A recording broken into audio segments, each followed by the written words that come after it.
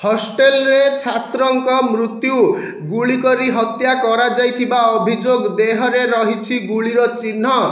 गुरुवार विलंबित राति रे जणे 21 वर्षीय युवकंकु केही गुलिकरी हत्या करिथिबा अभियोग होइछि। घटना शुक्रवार दिन सकाळु सामनाकु आसीथिला हेले पुलिस पाखरे खबर राति प्राय पाखापाखि 3टा समय रे पहुंची सारिथिला। पुलिस घटनास्थल रे तुरंत पहुंची छात्रंक मृतदेह उद्धार करने सह तदंत आरंभ करिछि। हॉस्टेल रे गुलीमाड़ हत्याकांडटी हेउछि बिहार राजधानी पाटनार शहीदपुर हॉस्टेल रे गुरुवार विलंबित राति रे एही हत्याकांड घटिथिबा सूचना मिलिछि। केही अजणा लोक गुली करी हत्या करिबा परे सेठारु फेरार होई जाइछि।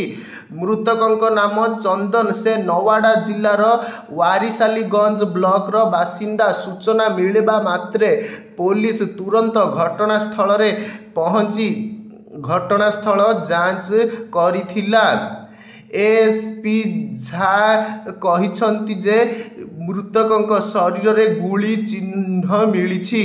फॉरेंसिक टीम रो जांच मामलार गंभीरता को विचार करी पुलिस घटनास्थल को फॉरेंसिक विशेषज्ञ को डकाई प्रमाण संग्रह करिथिला। मृतदेह को हेफाजत को निया जाई पोस्टमार्टम पई पठा जाइछि। पुलिस एही घटना रे एक मामला रुजु करी घटनार गंभीर तदंत आरंभ करिछि। अभियुक्तों को गिरफ करिबा पई सर्च ऑपरेशन जारी रहिछि बोली एएसपी अतुलेश झा कहिसंती। अधिकारी माने कहिसंती जे शहीदपुर छात्रावास पाटना शहर अंचल रे अवस्थित एवं विभिन्न प्रतियोगितामूलक परीक्षा पई प्रस्तुति करुथिबा बहु संख्यक छात्र एठारे रुहंती।